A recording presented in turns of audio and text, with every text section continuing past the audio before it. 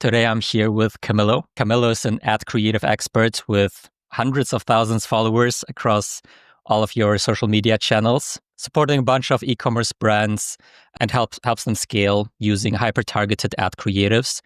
And at the same time also has one of the largest, if not the largest, video editing communities on this world. Today, we'll basically be going deep into what actually works in 2025 when it comes to e-commerce ad creatives, what mistakes brands are making, how to scale using ad creatives, UGC, and also where the industry in general is headed. Hi, Camilo. And to kick things off, do you just want to tell us a little bit about you and your background? Of course. Thank you for that intro. I love that. My name is Camilo. I run an agency called Epic Ads Lab. I used to be a video editor whilst I was trying to become an engineer. So I became an engineer and I worked in industry consulting. And then I was an editor making YouTube videos, showing what I was learning. And that led into doing product commercials, which led into working with brands, then which led into building an agency. And now we're here just making videos every single day. Nice. That sounds fun. So was it like your plan to get into e-commerce, or did you just end up there? It was a bit of a 50-50 because I think I actually wanted to be a YouTuber. I wanted to be like a YouTube creator that made cool videos and people go, wow, that's a cool video. And then I realized the path that I wanted to get to was to make these really fancy product commercials, like really nice looking studio lights, camera angles. Like I know everything about how to use a camera and a gimbal and whatnot. And then I was doing that for a bit and it built up my following. And then I was getting e-commerce brands saying, hey, can you do this commercial for my brand? So I was getting products shipped to my house. And during COVID, this happened a lot. And then we kind of went into doing loads and loads of that until I think TikTok came out, and then high production videos just didn't convert as well because everyone was doing that UGC type it. And so someone would see something that's really polished and then they'll scroll past. So I had to pivot, and then that's kind of how we've been. But like, I think it comes in waves because now you want to have some high production stuff, but we can get into that in a bit.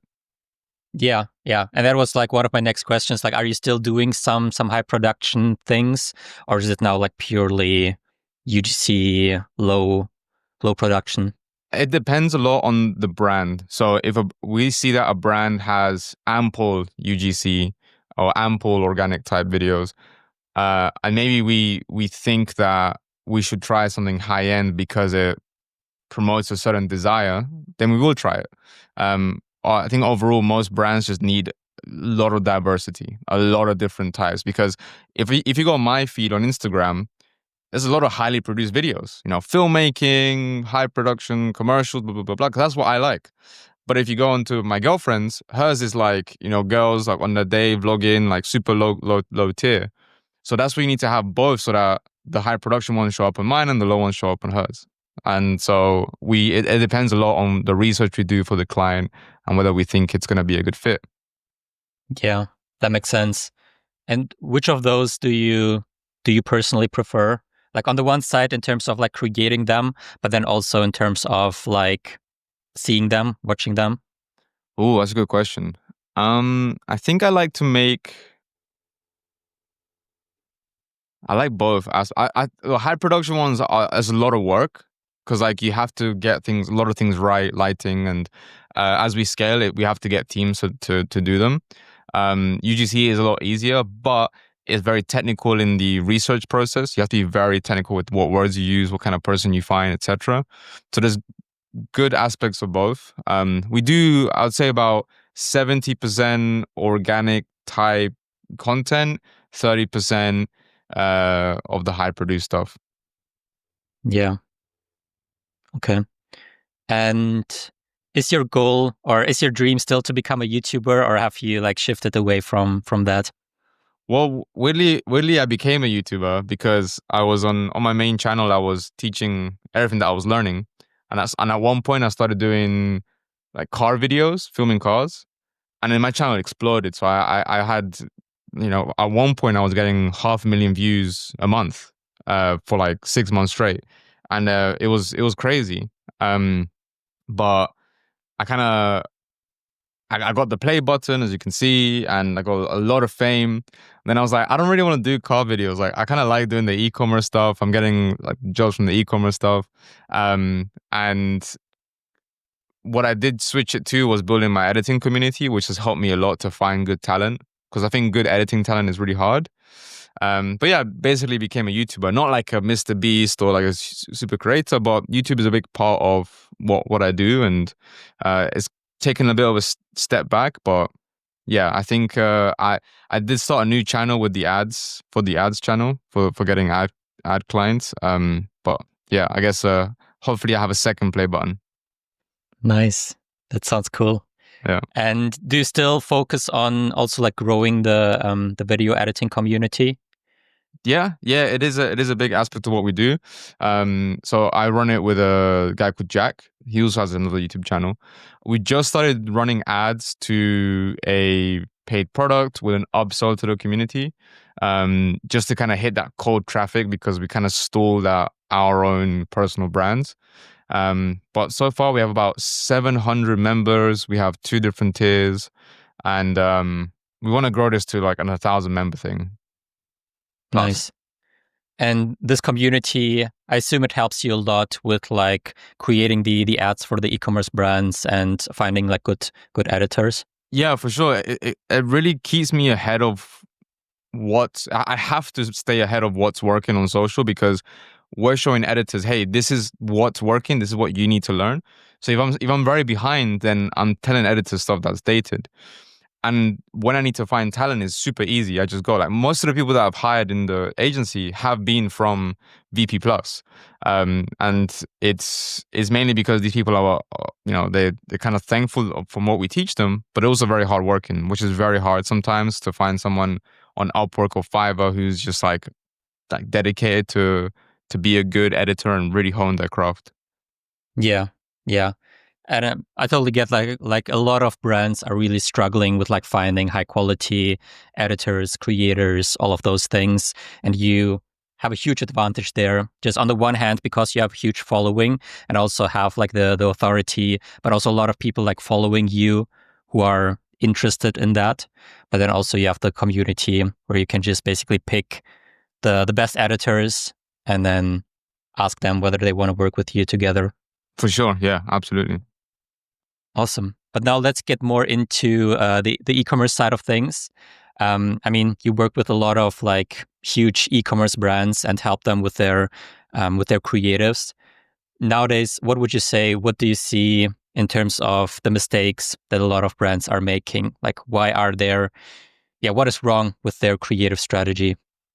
I think I guess it depends how you define the strategy, because there's the front end, and there's the back end bit.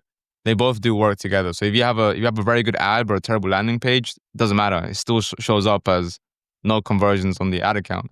But if you focus mostly on the attention acquisition part of the creative strategy, it would be, a lot of brands think that they assume people care about them in the beginning. So they'll do things like generic messaging or care about their brand logo and image, not realizing that 0.0001 of the population is seeing their stuff.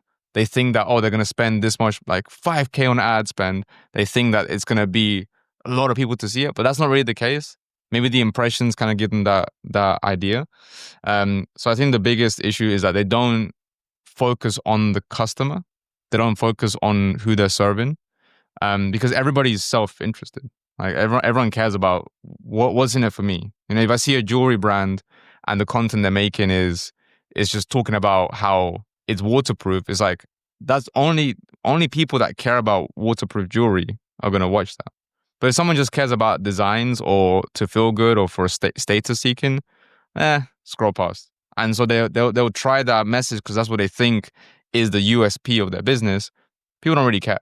And so what I think most brands need to do is really care about what their customers and potential customers care about at different stages of the marketing sophistication level. Yeah. And how do you, or how do the brands find that out? A lot of research. Our biggest lever that we pull is how we do the research.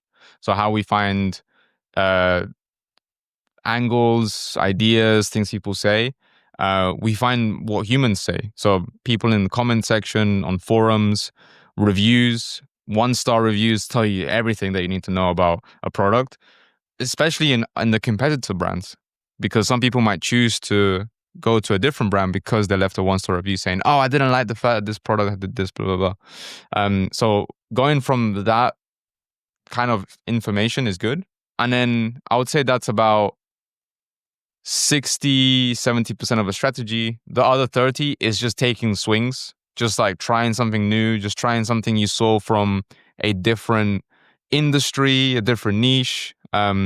We like to find things that work in a specific niche, and then try to find things that work in adjacent niches. So say you're a collagen supplement brand, we will find things that work for other collagen products and competitors, but we'll also see what works in the protein shake supplements, in the creatine supplements, and then we'll also look at maybe like green tea or some other stuff, see what works for them, and then see how we can implement and remix it. So I would say those are the two things that most brands just don't do. They just put up a bunch of stuff they think is going to work, or they just copy somebody else, and then they're like, why is this not working? Yeah.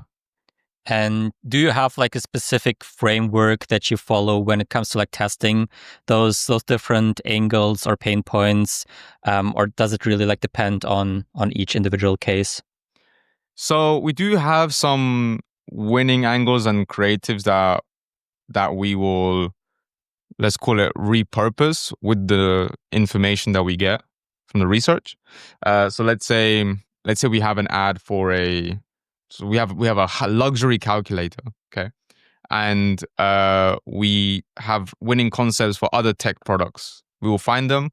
We will obviously remix it and use the research for this. Um, mainly based on the concept idea. So whether it's going to be, I don't know, a street interview, or it's a agitate pain, or it's a desire driven type creative, and then what goes in it, what people say, what words they use, what copy, comes from the research. Yeah, that makes sense. And you already briefly touched on like the branding ads aspect versus what I would think, what I would say is more like the direct response approach, where you would like call out the pain, call out something specifically. What is your take on that? Like, are there cases where brands should do like more branding or branded ads and direct response, or is it all direct response? No, there is a case for sure. I think brands that need to focus on branding, logos, and all that stuff come when you hit a certain amount of spend and a certain size, because branding, ultimately good branding, really lowers your cost of advertising, because somebody will come back because they like the brand, or somebody will hear about the brand. Oh, did you hear about like Udi, for example? That's a very good brand. Like, you know it, you've heard it, you know it's something that people have. You will see that same product in different brands, but you will call it an Udi. The same thing as like here we have like a type of vacuum. It's called a Henry. So that's super strong branding. Like even something that looks remotely like it, you'd be like, that's a Henry. So I would say only focus on branding if you've hit and you've proven a market fit with direct response. You can be profitable, and then you can spend money on branding, and you can spend money on creative that is more brand orientated, that is maybe more for, maybe don't get the highest cost per result, the highest ROAS, but it's there so people can, kind of like McDonald's put these signs everywhere. It's just to remind you that they exist, that they are. So what the bigger brands do, like it works for them. You know, you get reminded that, oh yeah, I could eat McDonald's. I'm gonna love it. Yeah, totally agree with that. I mean, we also work with brands from all sizes pretty much. Yeah. And I notice, like back in the days, I used to think that direct response is like the only way to go, and that's what like every brand should do.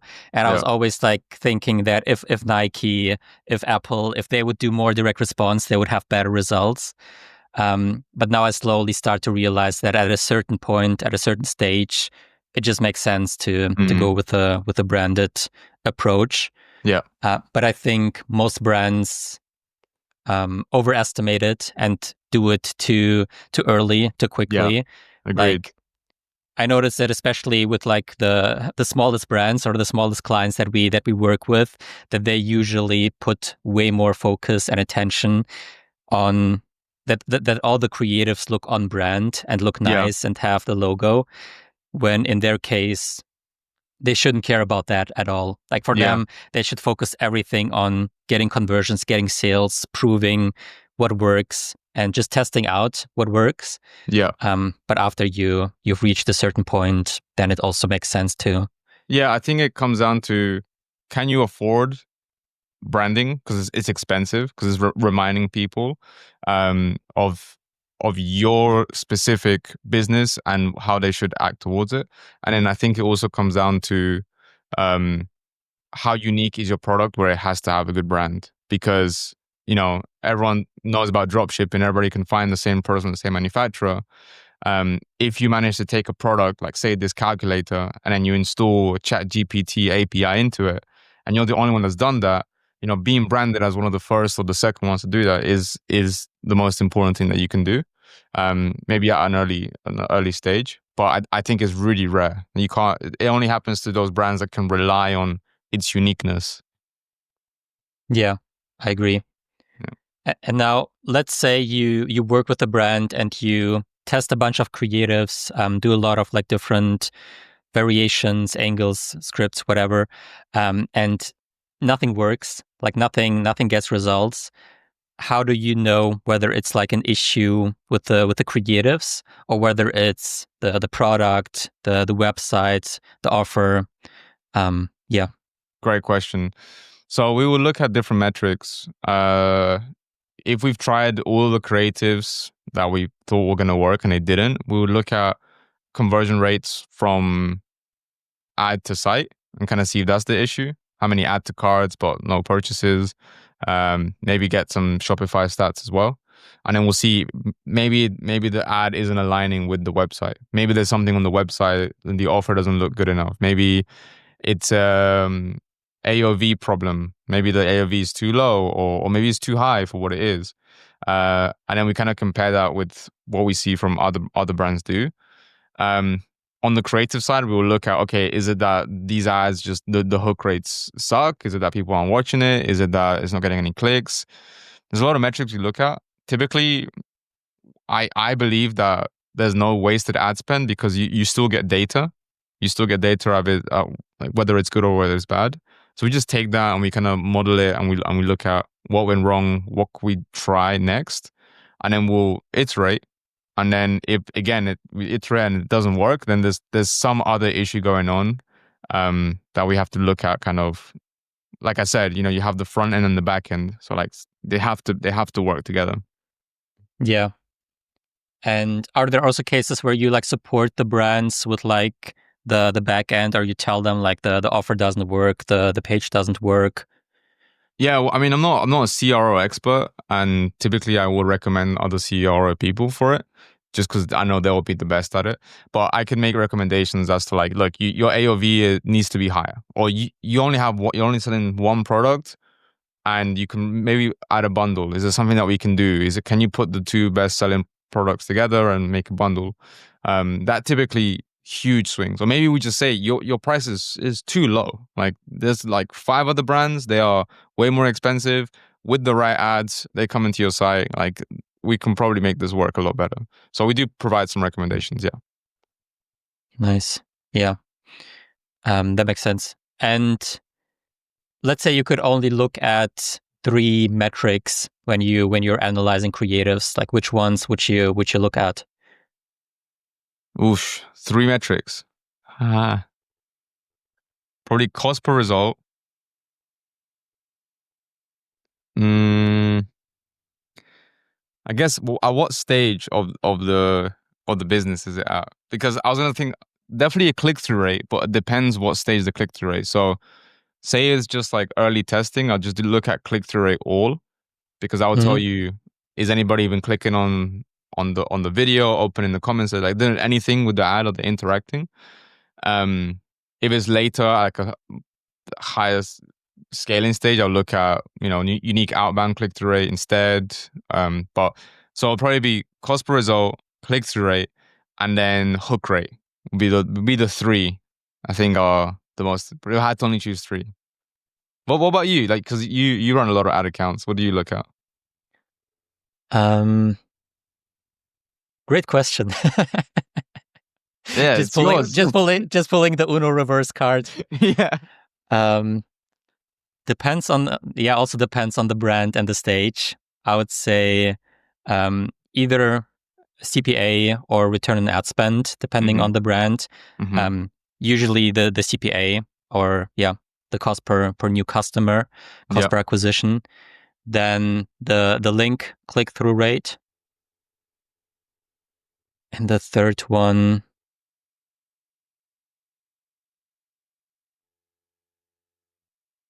if it's a video, I think also the hook score or the hook rate.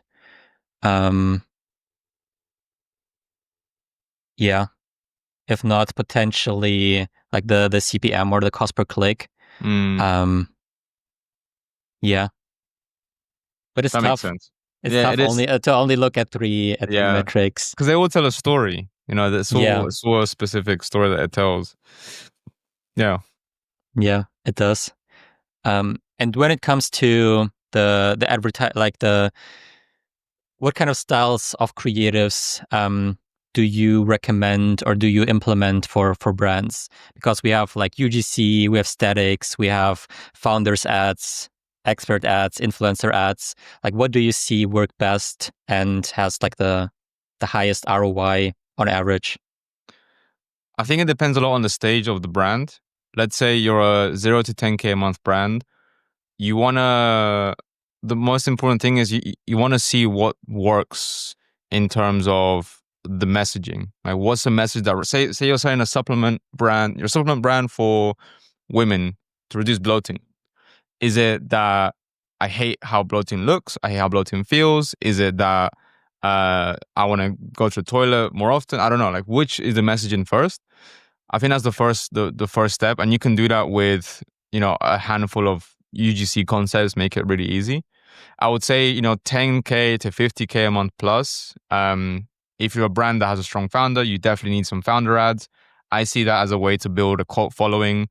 There's a lot of people that resonate these days with a lot of authenticity, especially in ads, and they're looking for those ads that are, oh, here's the founder. He's getting on camera. Like, he's talking about this. I want to follow that. I resonate with this, especially in this day and age, which is a lot more entrepreneurial. So I'll say I would definitely put founder ads in that stage.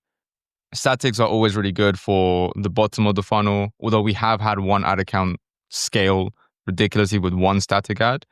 I guess it does depend on the product. I would say for UGC, I think UGC is too generic. I think there's the type of UGC you use, because you can have like a video sales letter type UGC where you take somebody from generic like unaware stage down to a like super aware stage.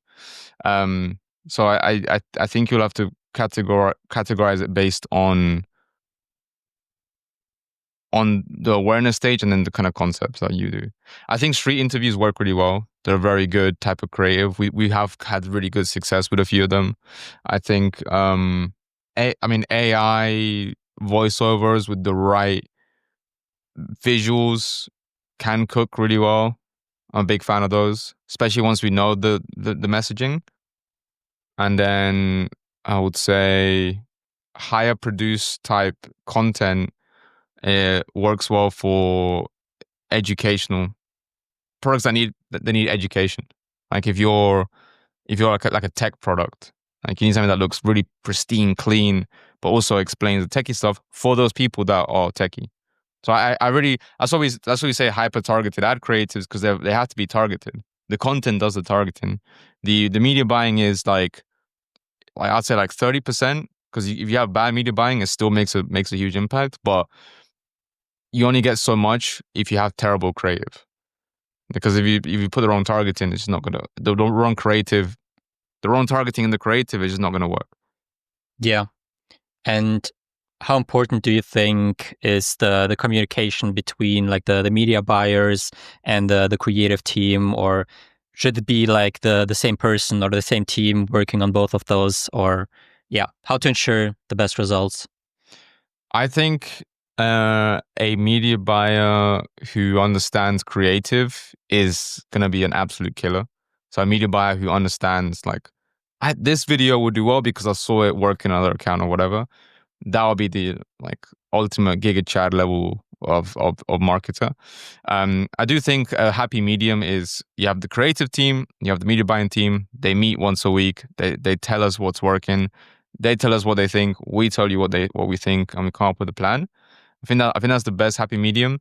But we have worked with some brands who the media buyers were doing stuff that only worked in 2018, and it makes our creative look bad. So we started making a creative testing playbook. So it's just everything that we've learned from our experience and other media buyers.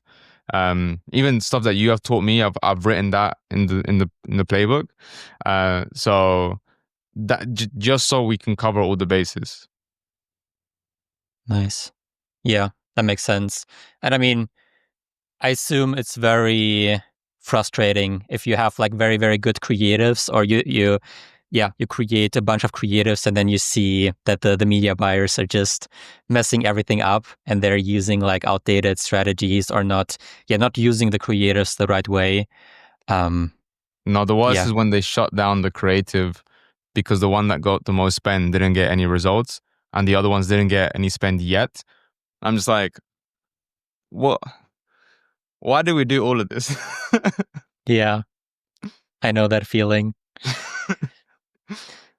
But yeah, no, that's great. And I'm curious to hear your thoughts on creative fatigue, because I know that some of our clients, they're very, very afraid of creative fatigue, and they, in my opinion, want us to turn off ads too quickly, because the performance of the ads is still good. The performance is great, but they think that everyone has already like seen the ad in the target audience, and they are really, really afraid of annoying someone, and they don't want the same person to see an ad multiple times, and therefore like want to turn it off.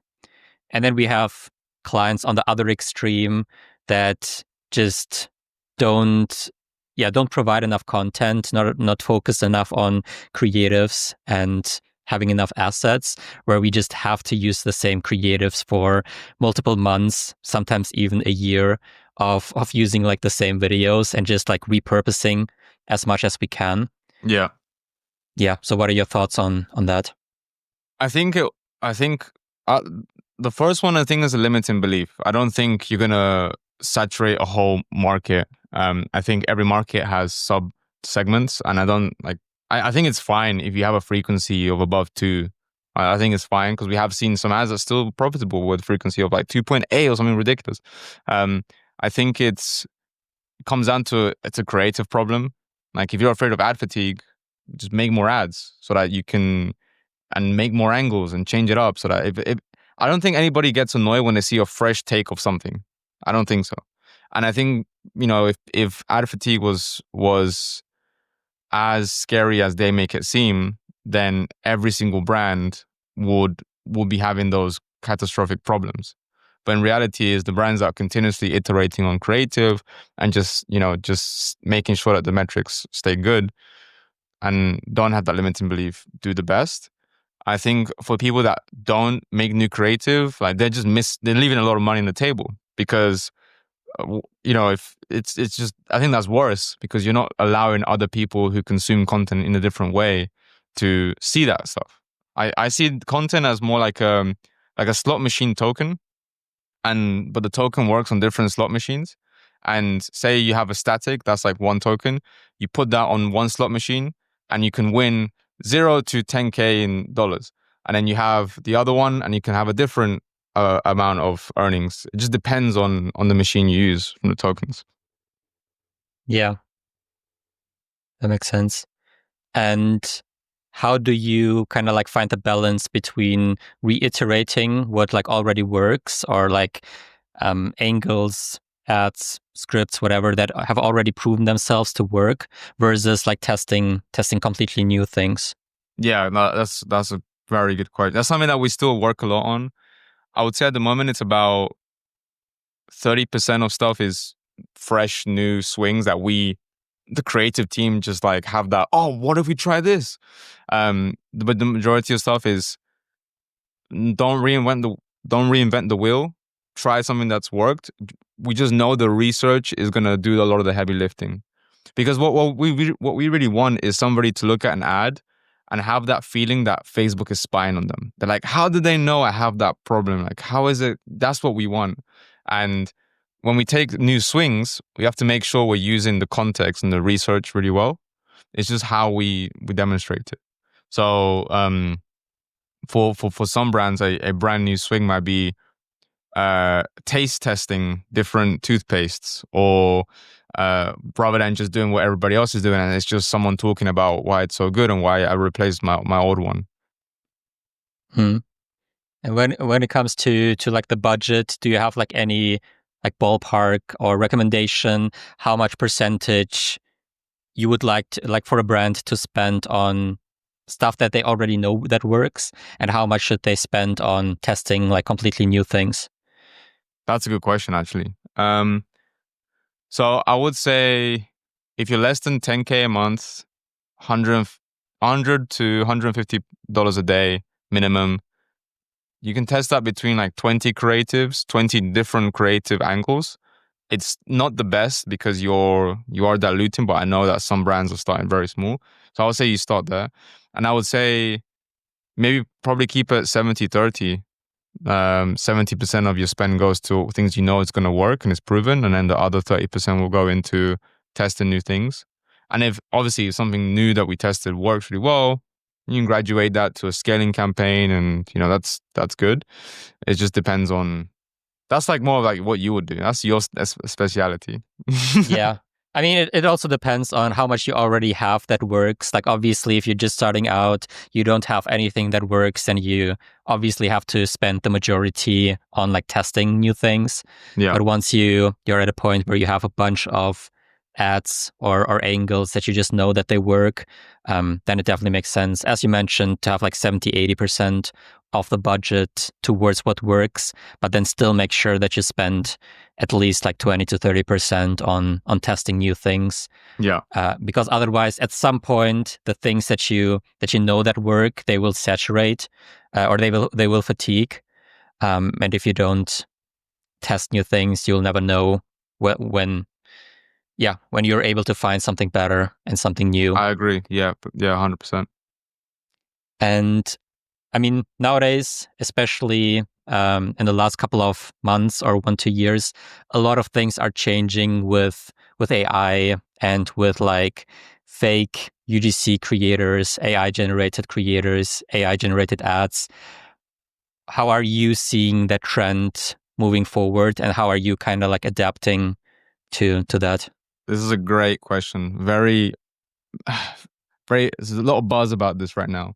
I'll just tell you my entire experience, just flat out. So we have tried a lot of AI UGC, a lot of that Chat GPT image to Sora video, person holding the product. It is a very much hit or miss. Like, we have had some ads that are just doing really well, and we're like, this is great. But also, we edited them in a way where at any point it looks fake. There's a cut, or there's some B-roll, or there's something, because the majority of people, what they do is they go to, let's say, Arcads, they get the AI UGC, put a caption, post it, and they're like, why is it not working? It's like, well, because it looks too much like AI right now. So, or they try the AI video stuff, and they're like, why isn't it working? It's like, well, because it still looks too much like AI. So you still have to take that footage and you still have to edit it in a way, like have good pacing, make it look as raw, organic, or make it look as polished as you need to. So you have to be very careful with that, because you know, obviously some people, not just boomers, will see an AI video and go, oh, this is real, or oh, this is fake. Like, it can happen on both sides. But I would say, like, we've had some winners from it, but they haven't scaled. Like, they've got some cool results. purchases or whatever, but none of them have really scaled past what a real human does. In my opinion, the future is not an AI UGC versus real UGC or AI versus real. I think it's an and, not an or. In my opinion, I think nothing will be a human being who can do a challenge video or go and speak to other human beings. And I think most humans seek that human interaction and seeing another human on the other side. Even if the AI gets really good, I think people will crave that. Also, I think there'll be regulations. I think, something bad will happen where they need to have regulations. And I think the majority of the time, AI UGC will be used for testing. So you have like, hey, let's do a round of AI tests, find the messaging. Great, we've saved ourselves on costs for creators. Now we know this is working, let's use the creators. Now we know the creators are working, let's do some whitelisting. Now we know whitelisting is working, let's do brands. That's probably the process that will work. Yeah. So you think creators will still have a job? I think so. I think it'll be competitive. I think what it will do is it will the same thing will happen to them what's happening to video editors right now.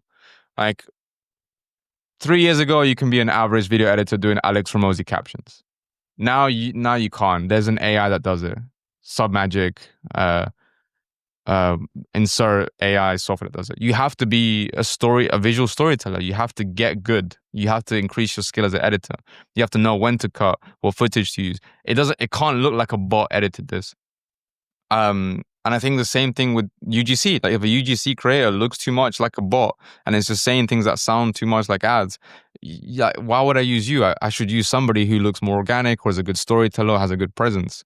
I think creators will have jobs. It'd just be more competitive and harder for you to stand out, and harder for you to just be average. Way harder. Yeah, I agree with that. And I also think that like AI will obviously become better and better over the next couple of months and years. And at some point, it will be very, very difficult to distinguish a real human being versus an AI avatar.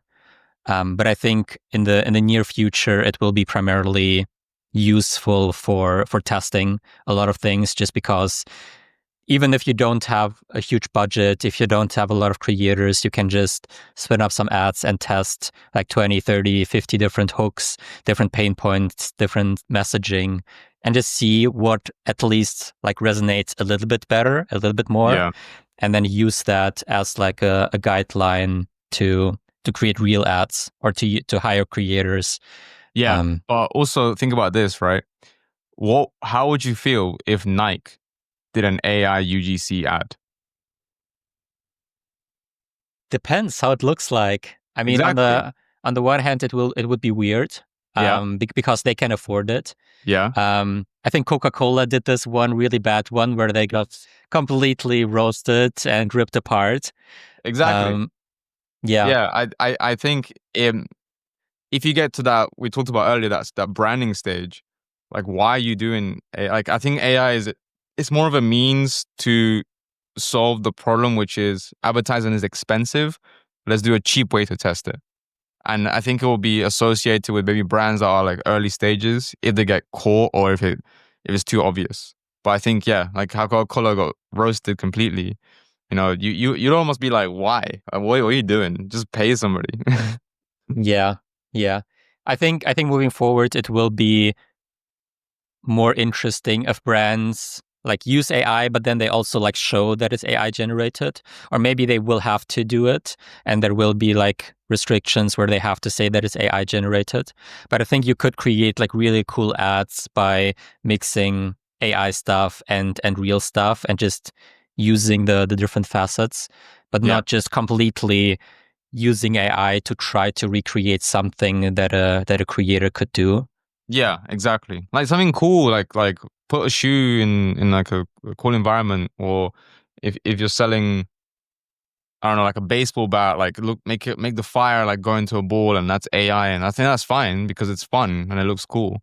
It's gonna allow you to be more creative with the content, as like CGI exists, and we see ads with CGI, and we don't go, That's CGI. That sucks. If the CGI is good, we go, oh, that's a really cool ad. I love how they did that. So I think it'll just make the barrier to entry for a lot of brands a lot easier. I think we're both way too young for that. But do you think when movies and the industry started using CGI, there were like people against that or afraid that it will make things not real? Yeah. You got to think about. I mean, I don't even know because, I mean, you've probably seen a movie where the CGI was a bit weird, and you're like, this looks fake. Yeah. And it kind of tarnishes the image. But if the story is good, you know, it's fine. Can't complain. Yeah, agree. Yeah. Now, the last question that I have for you, if you just could give one piece of advice to an e-commerce brand founder looking to scale this year using ads, using creatives, what would it be? Don't look at yourself as a brand trying to make content or make ads. Look at yourself as a media production company that monetizes with a product. Mm-hmm. I would say that would be a belief shift and a perspective shift. Like, think of yourself as how Mr. Beast sells Feastables, right? Rather than it's Feastables. Like, if you look at it that way, then media, which is the game, currency is the new attention is the new currency. You have to start with attention. So you have to think about the media. You're a media production house. What you sell though is your product or service. And do you think e-commerce brands nowadays need to, or the founders also need to build a personal brand? I don't think they need to, but I think it helps immensely, especially for that kind of branding aspect. I think you can get really far with just founder-led content. We've seen it a lot, and that's why it's getting popular, because you'd be like, oh, that's the guy who's the founder of this thing. But I think that only works if the product is unique enough. I don't think it's gonna, if there's two candle businesses and one as a founder that's like, I made a candle because I like like, is that like, you don't care. But if it's something super unique, like a drink that has certain chemicals that make you sharp and whatever that hasn't been done before, then you go, okay, cool. His story was he couldn't focus and whatever and blah, blah, blah. So then you get sold into that more. Yeah, that makes sense. Awesome. Yeah, this was great. Really, really valuable. Thank you. Where can people follow you and get in touch with you if they want to learn more about you or about Epic Ads Lab? I think Twitter and YouTube are the two best platforms. Twitter is at Cami Sees, and YouTube is Cami's Ad Lab. And yeah, I post a lot of videos, make a lot of tweets. Thank you, Andre. Yeah, I'll definitely follow you. I mean, I do follow you, but I would recommend everyone to follow you. Thanks, man. Appreciate you. Awesome. Thank you. Sweet.